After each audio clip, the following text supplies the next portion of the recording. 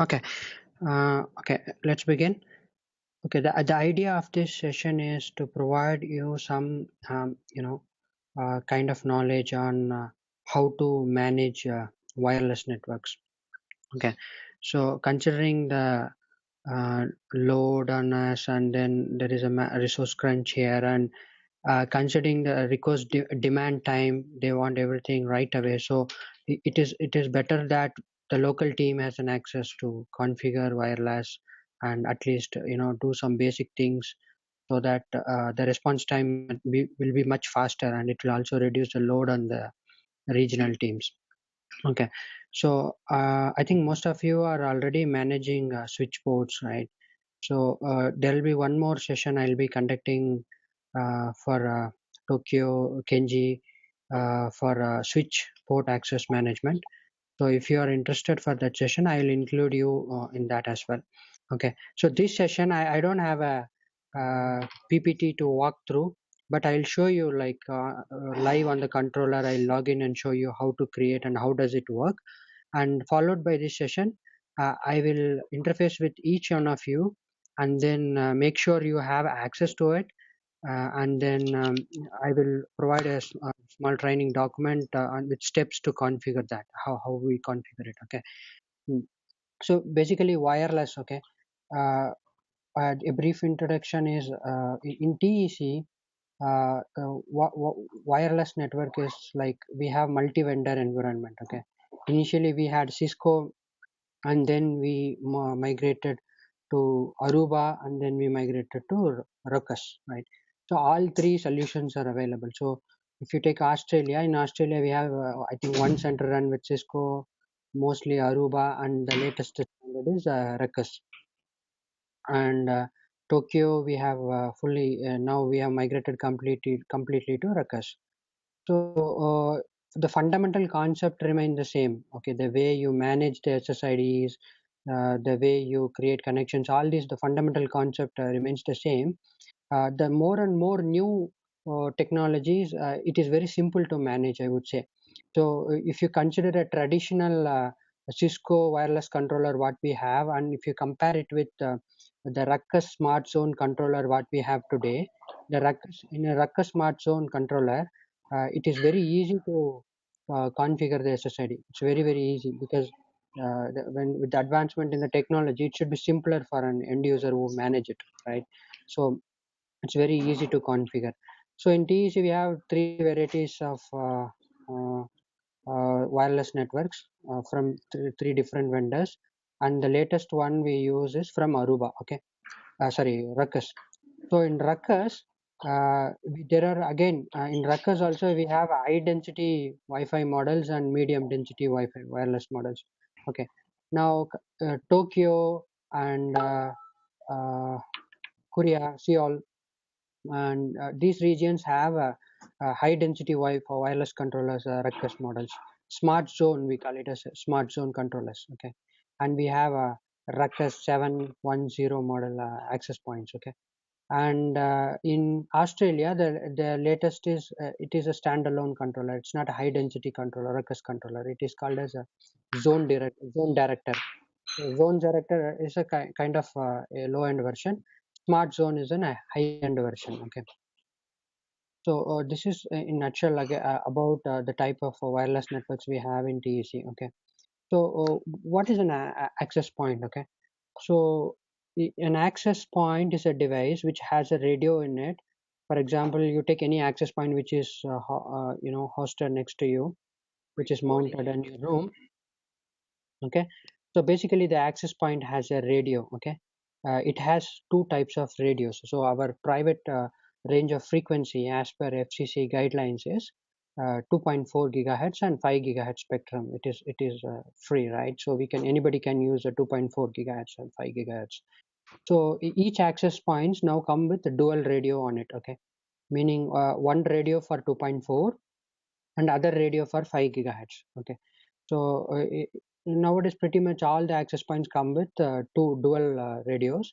And even okay, let's consider the access point as a sender. Okay, the receiver is, let's say we have a laptop or a iPhone and an iPad. it should have a wireless NIC, right? Wireless network interface card. So that also should support dual band, right? Mostly it pretty much support almost all wireless NIC supports dual band, meaning it supports 2.4 band and 5 gigahertz band. Okay. Now, what is this 2.4 band and 5 gigahertz band? So it's basically a hardware radio which allows you to send the radio waves on both 2.4 spectrum and 5 gigahertz spectrum. Okay, what we need to know is okay, we cannot say 2.4 is better than 5 or 5 is better than 2.4. Every band has its own advantages and disadvantages. So it's basically a physics, because the higher the frequency, it can travel the farther the distance. For example, 5 gigahertz can go cover more distance than a 2.4 gigahertz. Then why do we use 2.4 gigahertz? The 2.4 gigahertz can penetrate through walls much better than 5 gigahertz. So we cannot say at any point of time, we cannot conclude why which band is better than what. Okay. Now, pretty much the almost all wireless standards like A, B, G, N, AC, whatever the standards we have, pretty much all standards supports dual. There are some standards one support only 5 gigahertz. Other standard supports mostly dual bands 2.4 and 5 gigahertz. Okay. Earlier days, if you consider old laptops or old mobile phones, it just operates only on 2.4 band. Okay. See, this support for 2.4 band and 5 band is the hardware support, right? It's basically a hardware you integrate, the chip you integrate into the NIC card. Okay. Now, all wireless standards are backward compatible. So, for example, the latest model access points we have in TEC is, let's say, R710, Ruckus 710. It is in Seoul. Now, you bring in a very old model iPhone 4 or something, you try to connect the Ruckus access points. 710 supports 11 AC Wave 2. That is the latest standard. Okay. So all you have to remember about the standard is the more latest the standard is, it supports more bandwidth, it higher throughput. Okay, that one thing you have to remember. The more latest standard is like based on a very high-end design chipset, which will give you, an optimized performance. It can make, like, there are a lot of things involved in it. Okay. So multi-user MIMO, they call it MIMO. It can send faster. The amplitude modulation is faster. Something they optimize the connection between the sender and the receiver so that they can send more data. So 11AC Wave 2 is the latest standard. Now you bring in a, iPhone 4, which is a very old model iPhone, and you wanted to connect to the very latest model access point. Okay, it should be backward compatible. Of course, you will not get a ideal performance. Now, what should we do to upgrade? Upgrade is just change the iPhone 4 to iPhone 7, because it's a hardware dependent. Okay, hardware is what we are talking about, and this industry, this wireless industry, evolves in a blink of an eye. It involves much faster than any other industry. So, gone are the days where we say if your wireless doesn't work, you go with wired. Now you cannot say that, because now people, there are laptops which without wireless NIC cards, right? And people, wireless and wired has become equivalent in terms of speed, in terms of stability, in terms of performance. Now there is no much difference between a wireless and a wired network. And so uh, okay, now let me walk you through like how to create a SSID and how do we manage it. Okay, first let me explain which is the toughest one. I think the toughest one is Aruba, because I say tough because it has a lot of steps involved in it, and Ruckus is much easier. So I'll just walk you through like how to create an SSID. Let me share my screen.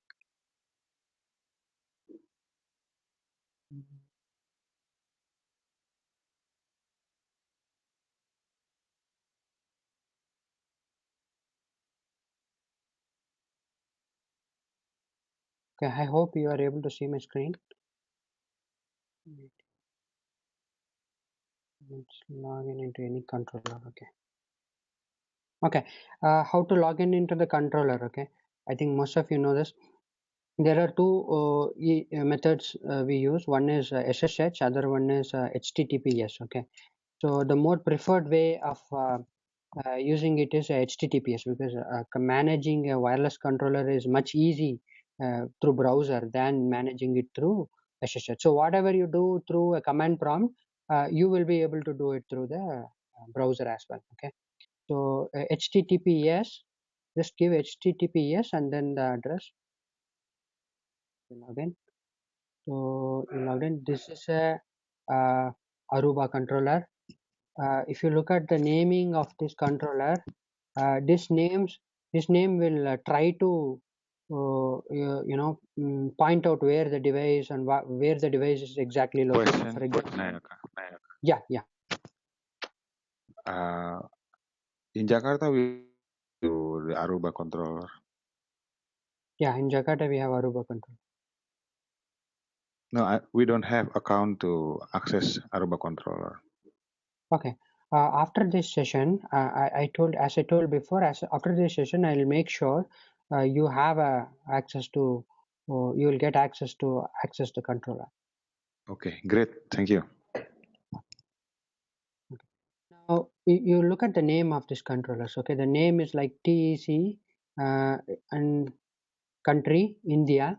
BLR is Bangalore, the city code. UBC is the center code, and then it says level 11, the building level number, and then followed by the name which says it is a controller, switch, router, or a firewall or whatever, and then followed by it has the model number of the controller 650, and then followed by the number.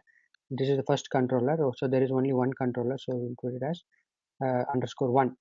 Okay, this is the naming convention. So whenever you log in, you make sure you log in into the right controller. That's more important. Okay, so just by seeing this host name, you'll come to know you have logged in into the right controller or not. Okay, and I'm not going to walk you through each and every step of every tab of this, because that's going to take a lot of time. So for now, what I am going to explain you is how do we manage the wireless SSIDs. Okay, that's more important, because in a day-to-day activity, we need to know, okay, how do we create access points, how do we manage them, and then rest, I think we will interface each other over the time to understand, okay, what all the things we have to learn. Okay, now, okay, once you log in, now if you wanted to know in the dashboard, so the dashboard just walks you through like what all the monitoring, it's kind of a what all things available. For example, you go to WLANs, it shows, okay, what are all the SSIDs which are broadcasted. Okay, now in UVCT, if you see, these are the SSIDs which are broadcasted in Bangalore, and it shows the number of connections made towards that SSID. For example, you take no software, Salesforce, they have 122 connections connected to that. Okay, now as I told you, there will be bands, okay, radio bands. So if you go to access points, you will see in all these access points, this SSID is broadcasted. Okay, to go to WLANs, you can find anything. For example, you take TEC Corp .1x. The .1x SSID is broadcasted in all the access points because it is TEC SSID. So 13 access. Sorry, this is the number of connections, and it is broadcasted on all the access points. Okay. Now, when you go to Access Points tab, you can see each access points operates in both bands. Okay. Now, for example, you say AP12, it has a 2.4 gigahertz band and 5 gigahertz band. In 2.4 gigahertz band, there are no connections, 0 connections, and in the 5 gigahertz band, there are 4 connections. Okay, so in each band, you have a frequency spectrum channel. So if you take 2.4, like 1, 6, 11 are the non-overlapping channels. So those channels, like it will also show you which channel it is connected. Okay, so this is all like too much information on wireless. For now, you can see, okay, each access point has dual bands, 2.4 band and 5 gigahertz band, and in each band, it will show you per band connections, like 2.4 0 connections, 5 gigahertz 4 connections. Likewise, it will show for all the access points. Okay. Now, technically, on papers, what they say, for example, AP135 model. Okay, if it is AP135 model, if you go and check the papers, the technical documentation, it says it will support 20, 30, 40 connections, but in reality it will be much lesser than that. Okay. uh, for example, AP225, they say it easily supports up to 50, 60 connections, but when we go beyond uh, 30 connections, the 31st connections will start facing a lot of issues in performance. Okay. So basically, the throughput range given in the data sheet, we just have to say, okay, if it is supporting 100, we should assume that in practically it will support only 50. Okay. Okay, this is about access points, and here you go to clients. You see all these are the clients connected. Okay. If you see here, it will show some things like executive center underscore Sonia. You can see the username in this because it is authenticated using tccorp.1x. Okay, so when you are authenticating using .1x, you will should be part of domain and you are supplying your credentials, so the access point can capture those informations. But if a client SSID, it cannot show all those information, right?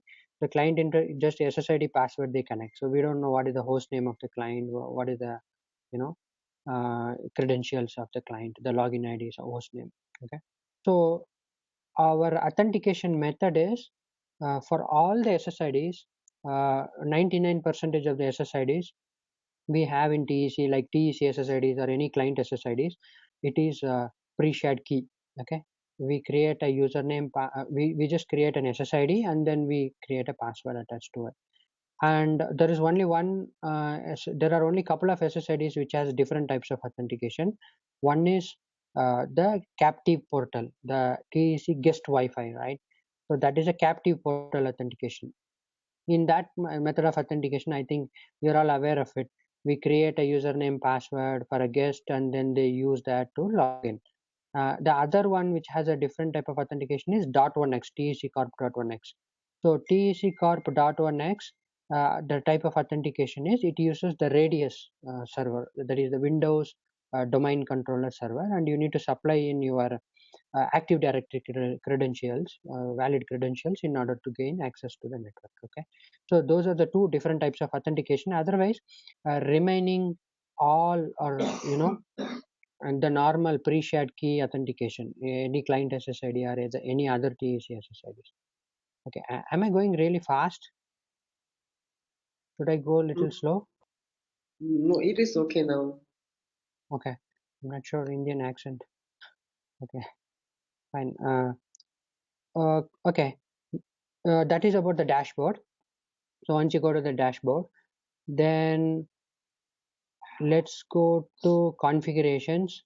So you want to see like how many access points attached to this controller or registered to this controller. Go to configurations, AP installations. Now you'll see, right, UBC AP 1, 2, 3, 4, 5, 6, 7, 8, 9, 10, and there are around 12 access points.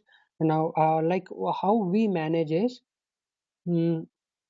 okay, each access points we put in a group.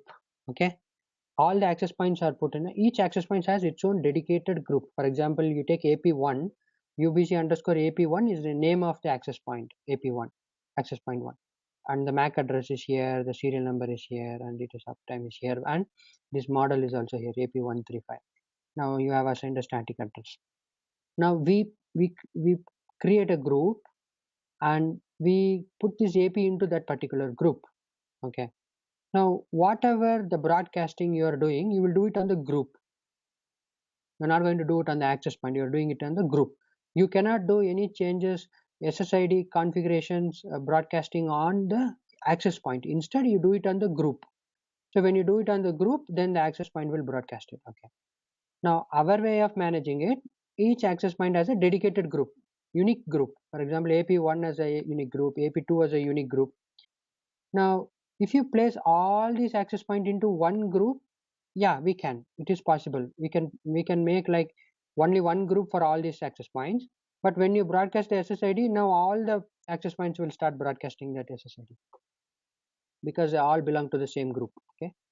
So this is the fundamentally this is the way how we manage it. Okay. We place each access point into a group, and whatever the advertisements we do it on the group level. Okay. So tomorrow you create an SSID, you will broadcast on AP1's group. Okay, now then it will obviously broadcast on AP1 access point on both the bands, radio bands, 2.4 and 5 GHz. Okay, okay, this is about it. Okay, now all the configurations, how we do is we go to configurations, then we go to all profiles. Okay, in Aruba. Now go to wireless LAN. Okay, SSID. So now let's see, you can create an SSID here. Okay, now a small concept, let me explain. Okay,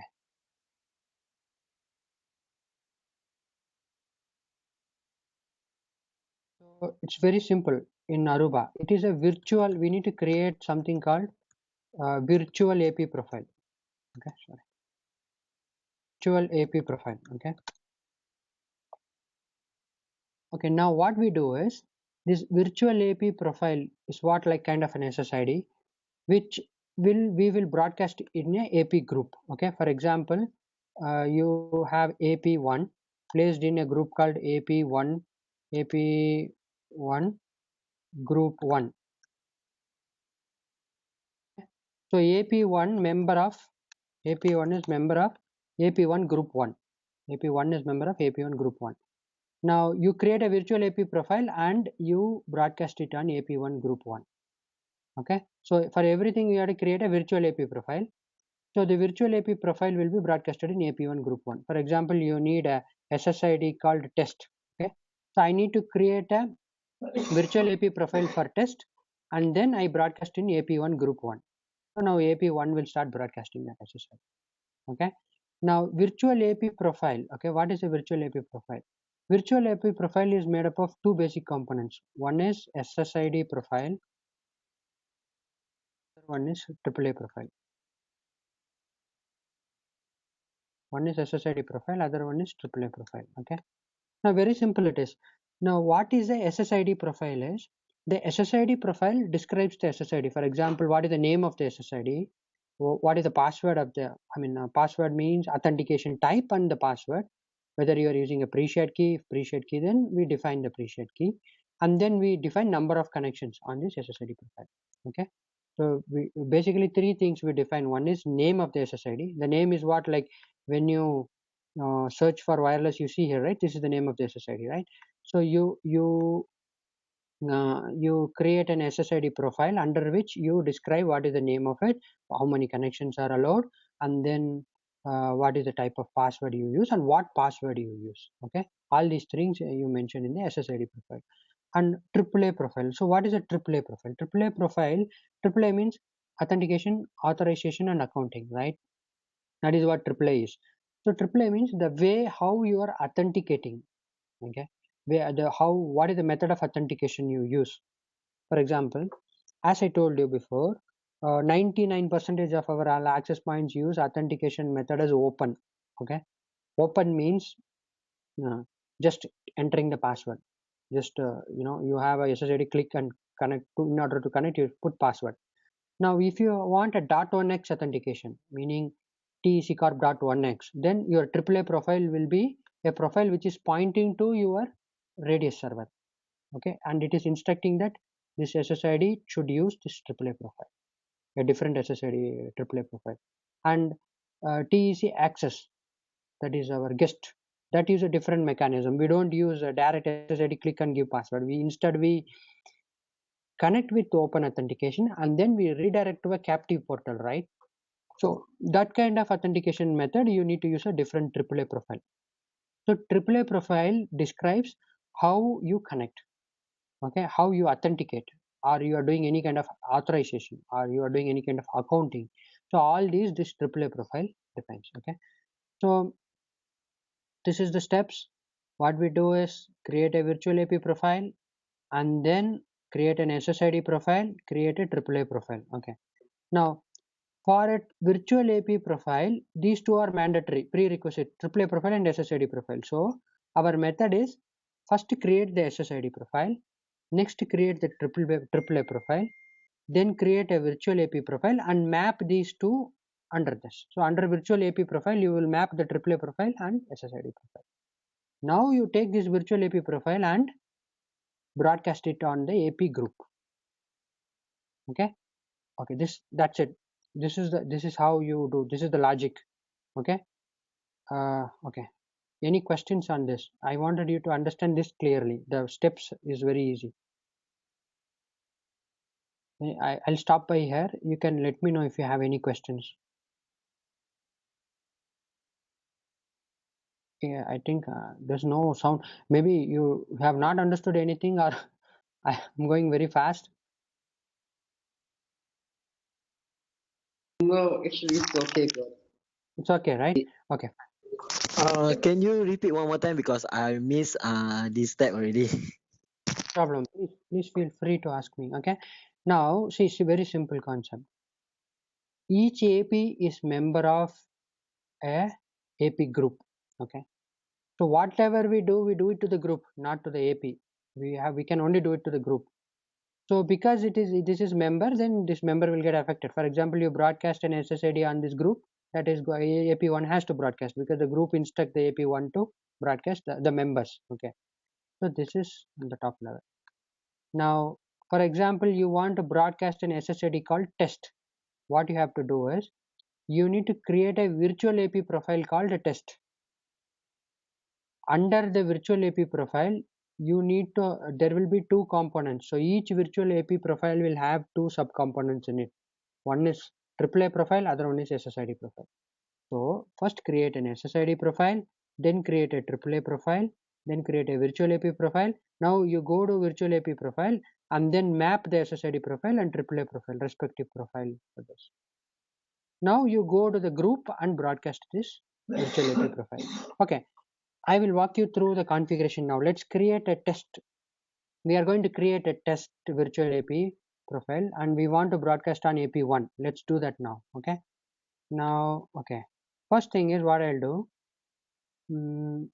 I go to SSID. So this is configurations. Under configurations, you should go to all profiles and then go to SSID. Okay. So in SSID, these are the naming convention we give. First center code. Okay. UBCT. I'm going to create an SSID profile for test. Okay. SSID profile. Okay.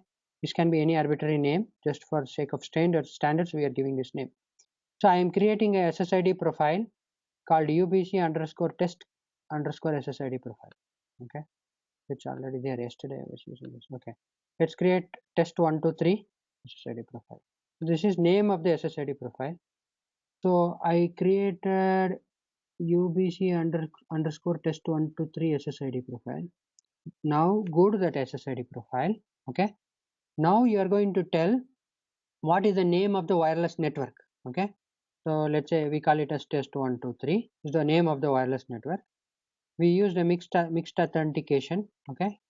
The security we use is WPA, PSK, all combinations. Now this is where you type the password. We don't use hexadecimal password, so we use the normal password.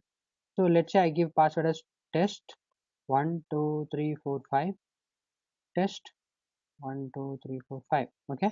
So I created an SSID. I use a mixed authentication, and then I use PSK, pre-shared key passphrase. I don't use hexadecimal. I use my alphabets and numerals as the password. Now I created it.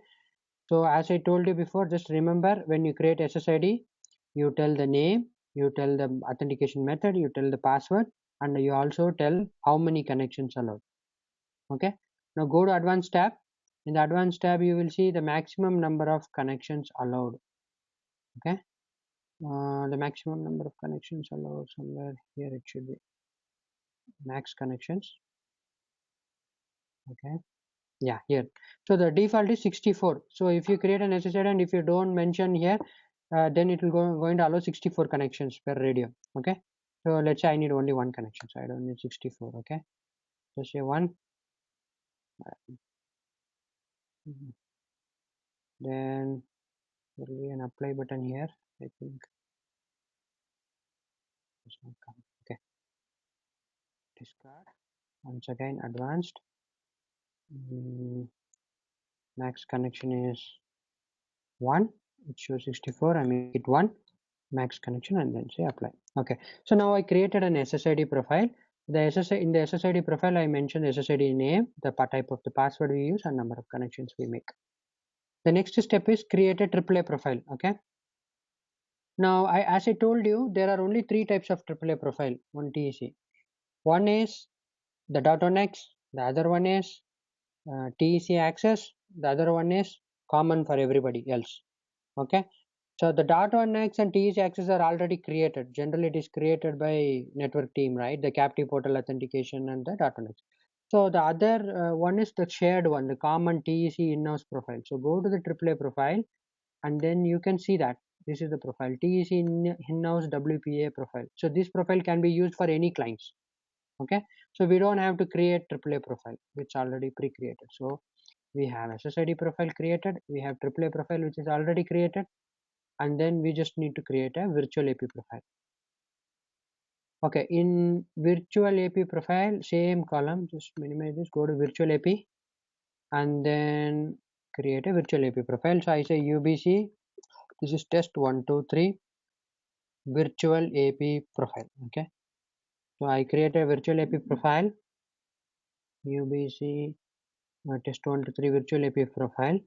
Okay, now in this virtual AP profile, you need to mention, actually you need to map what is the AAA profile and what is the SSID profile, which is already created. You just have to map it here. In the virtual AP profile, you are going to say what is the AAA profile and what is the SSID profile. And there is one more important thing you do it on the virtual AP profile is you are going to tell on which VLAN it belongs to, on which VLAN, the virtual AP profile. So for example, you click on this, you can see on the right side, you can see, okay, what is the VLAN number you need to assign. Wireless LAN, SSID, sorry, virtual AP, and then UBC test 123, and then here you just have to mention what VLAN you are going to place it. Okay, so let's say I'm going to place him on VLAN 368, then you just have to put VLAN 368. Okay, and then apply. So in virtual AP profile, you have applied the VLAN, and then go to AAA profile. AAA profile is already created, that is TEC in-house WPA profile. Just map it and say okay, and then apply configuration updated. Then SSID profile, SSID is UBC test 123 SSID profile, and then apply. Okay, so look what we have done. We created a virtual AP profile called UBC underscore test underscore virtual AP profile, and then we created an SSID profile that is also UBC underscore test 123 underscore SSID profile. This is also test 123. And AAA profile we didn't create because it is already created. TEC in-house, this is already created one. So WPA profile, AAA profile. So all these are ready. Once we created, then we went to the AAA profile, virtual AP profile, we mapped these two. Okay, so now this is ready. Now all we have to do is we need to broadcast this in the AP group. Okay, so just go to AP configurations. You will see the list of groups. Now let's say we want to broadcast this in AP1, then click on AP1 group. So AP1 has AP1 group has AP1 as its member. Okay, go to wireless LAN, virtual APs, and then see what are the SSIDs already broadcasted. So these are the SSIDs which are already broadcasted on this AP1 group, and then you just go here and say UBC test 123 add. Okay, and this is test. Actually, we have to add test 123. Okay. UBC test 123. Sorry, Salesforce test 123 add, and then say apply. Okay, so it will take a while. Then add it, then apply. Okay, so now we created an SSID virtual AP profile and we broadcasted in the AP group. Now if you see here, see this is the name of the virtual AP profile. It has a AAA profile this, it has a SSID profile this, it has a VLAN number this. Okay, fine. And then go back to dashboard just to make sure that this SSID is broadcasting. Go to WLANs. In WLANs you have to see this test 123 broadcasting. Click on the AP, it is broadcasting on AP1. So this is how we create an SSID profile. Okay, Now this is creation, okay. The deletion is on the reverse, okay.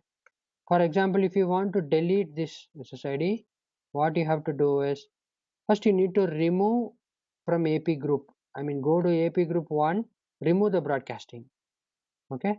Then if you go and delete the AAA SSID profile directly, it will not delete because it is already associated to the virtual AP profile. So first delete the virtual AP profile, then delete the SSID profile. So your AAA profile you don't have to delete because that is the common profile, okay. So this is in the reverse way. You have to, when you delete, you have to do it in the reverse way. First remove the advertisements and then go to the configurations and remove the virtual AP and then remove the SSID profile. This is the deletion. Okay. So this is how we create and delete SSID on the Aruba controller. Any questions? No, it's okay. Oh, good. So I'll show you in Ruckus. In Ruckus, pretty much same, but much easier. I think 1 2 6.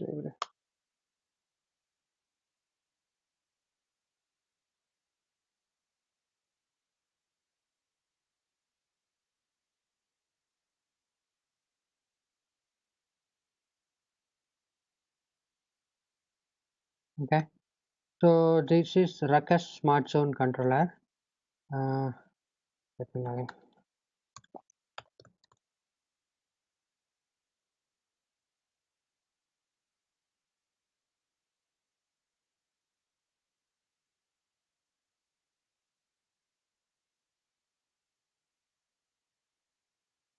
So the fundamental concept remains same. The each AP is mapped into an AP group. Okay.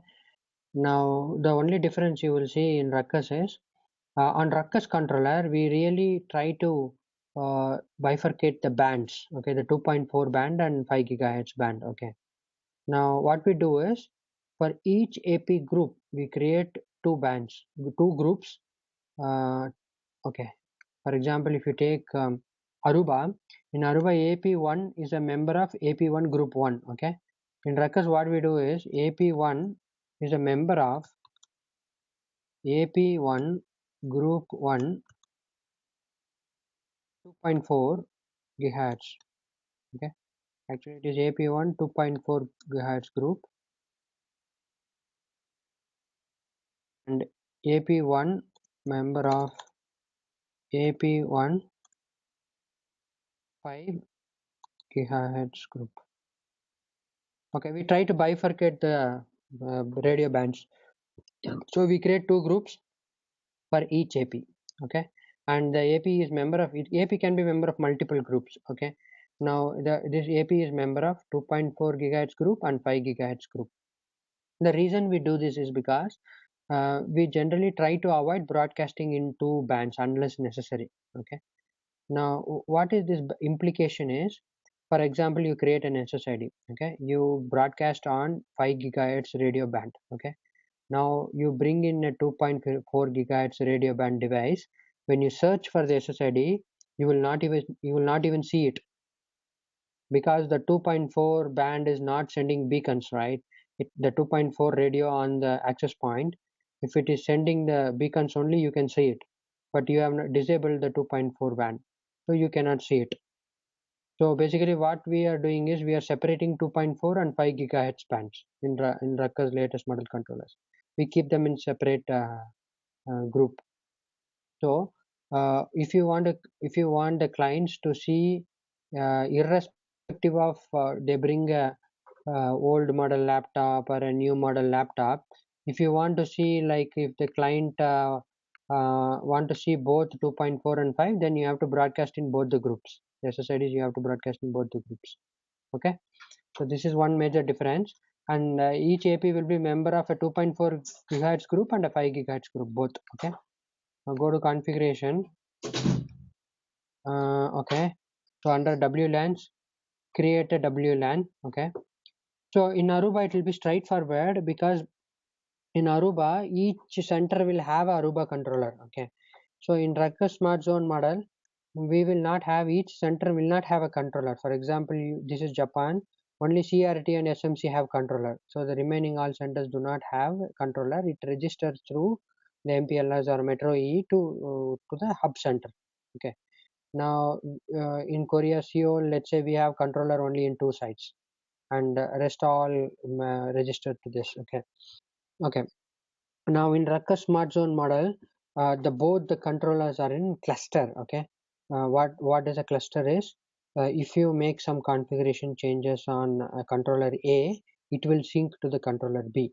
Okay, that's what we have to understand. And the access point at any point of time knows the information of both the controllers, and it is up to his wish to connect to controller A or controller B. Okay, so when the controller A is down, it will continue to forward traffic because it has connection to the controller B. Okay, so this is on the cluster model which we have in Tokyo, Beijing, and Hong Kong countries. But in the standalone model, we don't have such option. So here, you in this controller, when you log in, I said 2 controllers, right? So it doesn't matter whether you log in into this controller or the other controller, because it is going to sync the configuration. You will find exactly identical configuration in both the controllers. Okay, so now whenever you create an SSID in this type of controllers, you need to prepend it with the center code. Otherwise, you will not know which center it belongs. For example, you are CRT, right? And you will have SMC as well, right? And you will have TVG is close, right? So CRT, SMC, all the centers, right? You will have all centers wireless SSIDs, RNT, all centers here, right?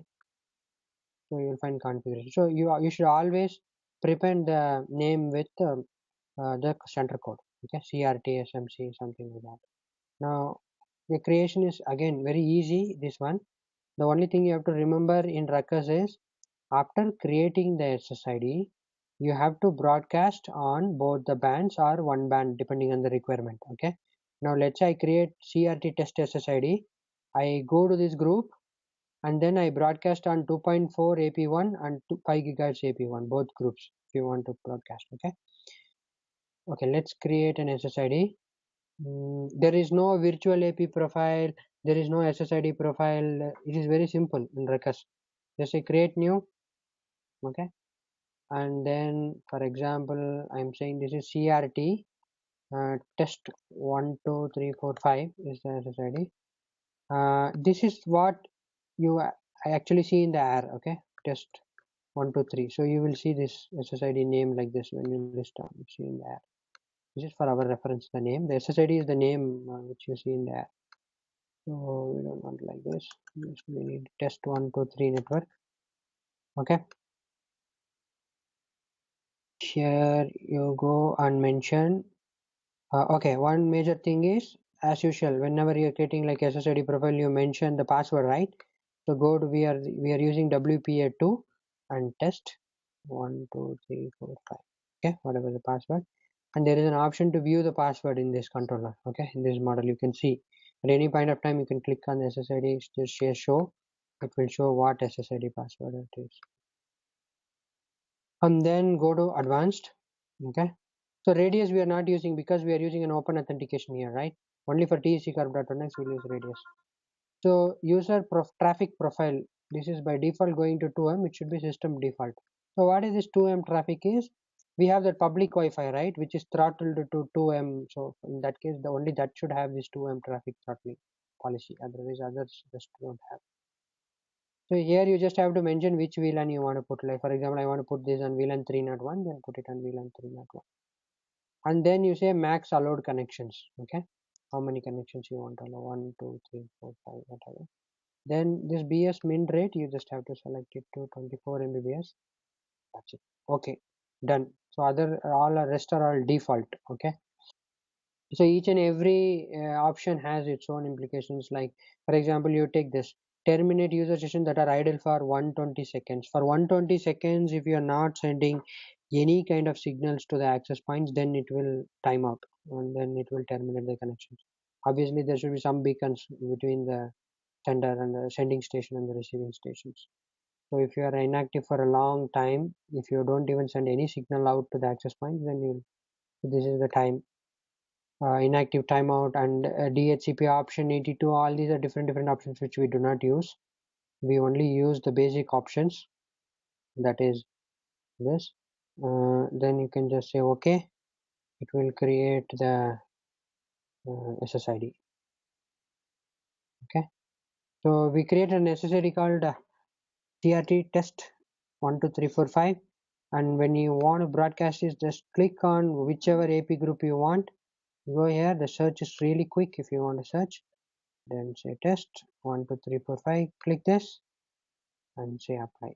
Now we have broadcasted on 2.4 group of AP1, and if you want to broadcast it on 5 group, then go to 5 group, AP1 5 GHz group, and say test.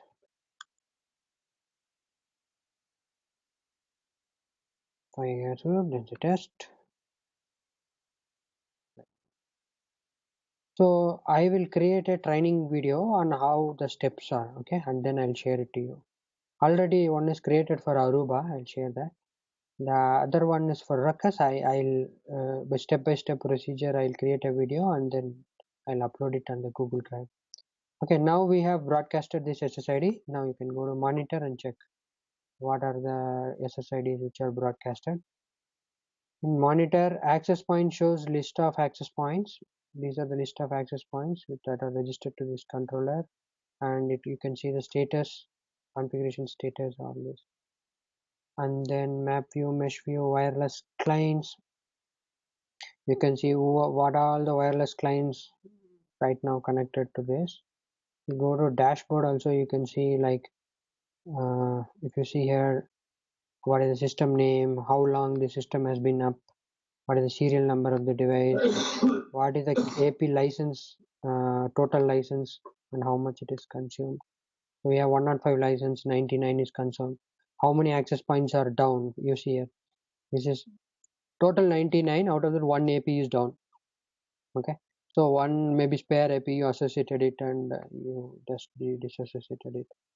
So all these informations, you can see how much traffic it is, the traffic pattern, client count. So right now, what is the client count? If you see here, you can see like 300, around 300 is the client count. This is the maximum data controller is passing through. All these informations you can see. So dashboard and monitor are all informational things. Okay, configuration tab is just to configure, and reporting is you can extract some reports like top 10 users, something like that. Okay, any questions? For the inactivity something, Yeah, can you show me that? Okay. sure.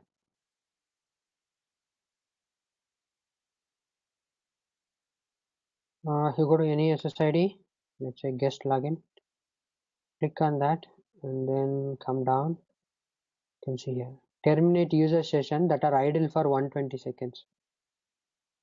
Actually, I'm curious about this. If I connect to the internet and do nothing, like 5 or 10 minutes, is it apply for this option? No. No, just Actually, connect. no, it will not disconnect. I'll tell you what. See, this 120 seconds idle timeout is when you don't exchange any packet with the wireless access points. You don't even exchange any single packet. You don't have any conversation. That is when your NIC card goes idle, wireless NIC card goes idle, and you're not sending beacons or not receiving any beacons. So any computer for that matter, when you open internet, there is some active traffic always, right? Some or the other active traffic is going from the computer to the internet or to the adjacent machines. So it always keeps active. Okay, this is very rare case. For example, you have a camera. I have seen some issues like you have a wireless camera, and whenever you connect to network, after some time it disconnects because the wireless camera sometimes fail to send any kind of signals to the wireless access points. So even if you say idle, for us it is idle, the laptop connected to wireless network and sitting idle, but laptop is engaged in some or the other activity always. It's if you try to capture those wireless NICAD packets in the Wireshark and see, you will be surprised to see so many traffic is going. So that there is something, some chatty conversation is always happening. So there is very rare circumstances where you are connected to a network and you don't use it for a while, and during that time it is not sending any packets. So it is always sending some kind of signals. And within 120 seconds, if you have absolutely no packets sent, then it will disconnect the session. Okay, actually, in Korea, we have some problem in the wireless. The clients are using the internet, and suddenly the wireless is disconnected. Something like that happened again and again. So, Yeah, so we I can. asked you. Yeah, we can check that. There can be, like, lots of reasons, possibilities why it is getting disconnected. I don't think inactivity timeout happens for a laptop. Generally happens for some kind of a device like a wireless camera. Hello. Yeah, yeah, Kenji. Yeah. We had the same issue a couple of times, Yeah, and yeah. What Ashwin did for us was to change this timeout uh, to maximum, and after that, the user's complaint stopped. yeah. It depends on the device. Yeah. See, in a brief, wireless disconnection happens for many reasons, right? So this can be one reason. Okay. Usually it occurs for a device like cameras and device like not laptops usually. So usually it occurs for a device which is not very active on the network. Just to have a webcam, you place it wireless webcam, and it goes active whenever there is a motion, and that kind of devices incur this kind of problems. You just have to increase the timeout value for it. Otherwise, there can be a lot of reasons why a client is associating from the wireless networks. That there can be a lot of possibilities. We have to check the logs on that clients and see what is the reason for disconnection. So when there is a complaint, you just go to monitor and then you click on the client. Okay, you monitor wireless client. You can see all the activities captured there. Okay, so why did the client join? Why did the see client connection timeout? Okay, when I say client connection timeout, see here, due to inactivity issues. Okay, there can be a lot of reasons. It can be genuine reasons. For example, if you are walking away from the wireless network, if you, that is also a inactivity timeout, because the access points sends out beacons and look for the same client, and it realize, okay, this client has moved away from the wireless network.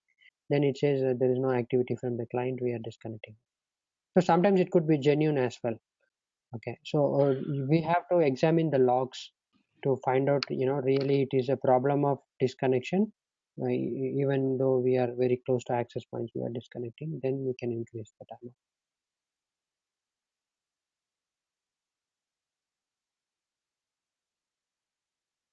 Yeah, anything else? Um, One question.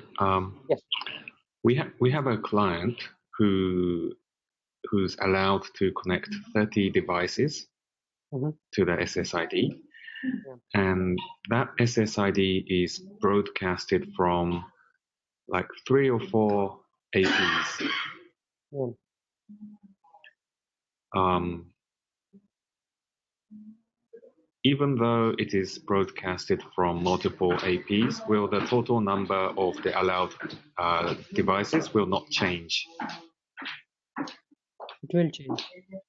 Okay, see, if you look at the max number of connections allowed here, for example, okay, max clients, it says allow up to one client per radio to associate with this WLAN. Okay, it means if you allow one connection here, and if you broadcast on two access points, then it will allow two connections, because it is on two connections. And also within one access points, it is per radio. So it really matters whether you are placing it on 2.4 or whether you are placing it on 5 gigahertz. So if you allow one connection here, and if you broadcast on both the bands, now two connections you can make, one on 2.4 and one on 5 gigahertz.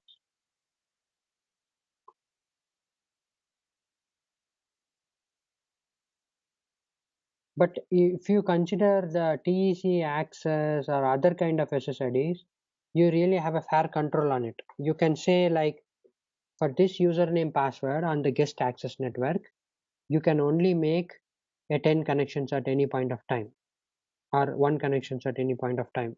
That can be defined because the authentication method is that way. The authentication method what we are using is captive portal. It will see irrespective of the bands, irrespective of the access points, all the traffic goes to the captive portal authentication. It can make out, okay, I am going to concurrently allow only one connection. But if it is broadcasted on all the SSIDs or on all the access points, it is going to allow multiple connections.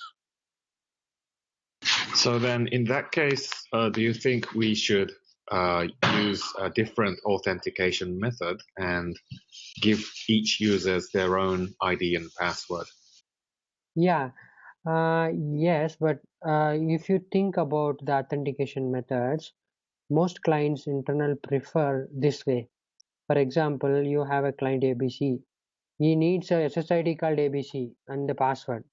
If you cannot give him a username password, saying that you create a 10 username password and give for 10 people, so that kind of authentications I don't think clients would prefer, because we need to figure out some other way of controlling this. Because if you're changing the authentication method, I don't think many people will encourage it. For guest access it's okay, because in the name of the guest you just create it. But for the internal clients, I think we have to think about a different solution. But changing the authentication method, I don't know how much they will encourage this, appreciate this option. Until we find the alternative, basically, well, originally they are supposed to be using only 30, but Yeah, technically, if they have 5 APs, they can connect 150. that's correct. So Okay. basically, one thing what we do in India to control this is we do two things. One is we keep the advertisements very minimum. For example, if there is a client who is sitting in unit 1 and then he has an access point, then we broadcast only in unit 1. But sometimes what he will say is, I have to go to the meetings, then I will use the meeting room access points. And sometimes I will go to the cafeteria, then I will have to use the cafeteria or breakout area access points. So in that case we broadcast in the client unit, and then considering the roaming we broadcast in the cafeteria or breakout area, and we minimize the number of connections. That we try to do to some extent.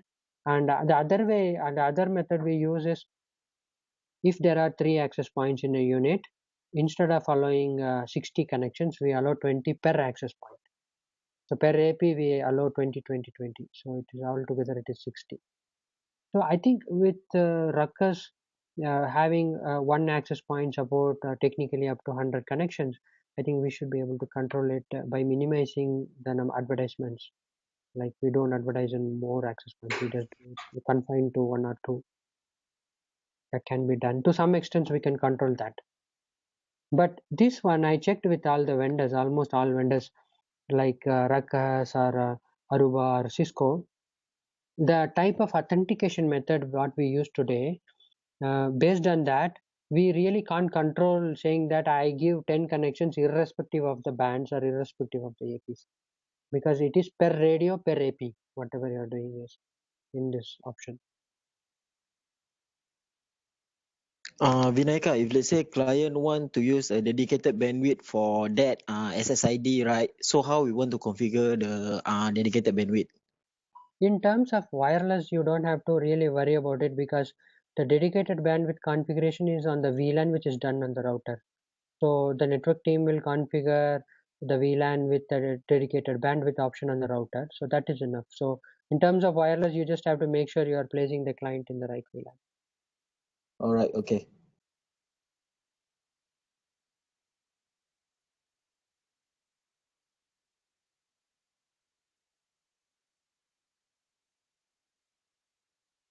Any more questions? And then how we want to see the that SSID, right? If let's say you set one user on one time, right? Yeah. How we want to see which user is connected to this SSID? Yeah, you take any SSID name, you go to wireless clients.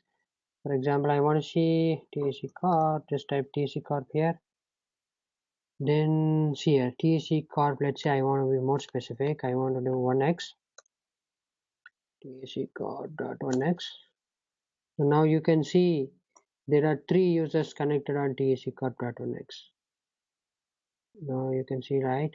This is the MAC address of the client, and you see Kenji is connected, Mac OS X. This is the IP address of Kenji, 172.10.77. This is the access point to which he is connected, CRT level 15, AP14. And yeah, this is the operating system, Windows 7, Mac OS, AP name, AP's MAC address, VLAN, the channel on which. So generally 1911, all these are 2.4 band, okay. 1611 or below, anything below 15 is 2.4 band. Yeah, see more connections coming in. Authorized means the authentication method they passed. You see a lot of the username they used, executive underscore executive center, the domain underscore the active directory credential, the authentication method, the encryption method, all this. If you want to suspend, then you just click on delete this client. You can also see the device type to some extent, the host name of the device. This is how you see. And if you want to see like why is he disconnected, or he is facing an issue, just click on this MAC address. So now you can see more information on it. What is the MAC address of the wireless NIC card of that client? This is the MAC address. You can see username password. When you come down, you can see the which all the APs he roamed, he joined, he disjoined, authorization, whatever we have done from the controller side. You can see the records. These things don't work. Top 10 applications and all. We need to buy license for it. Yeah, these are the events, client events, and this is the information you can obtain from the control.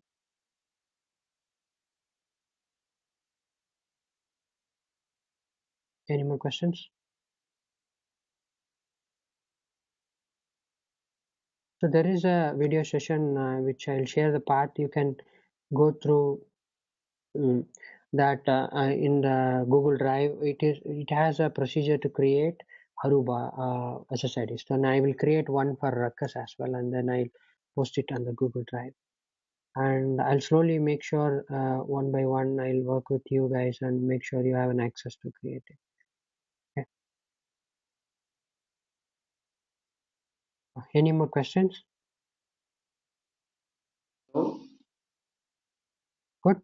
Yeah. Fine then. Okay. Thank you very much for your time for joining the session. Thank you.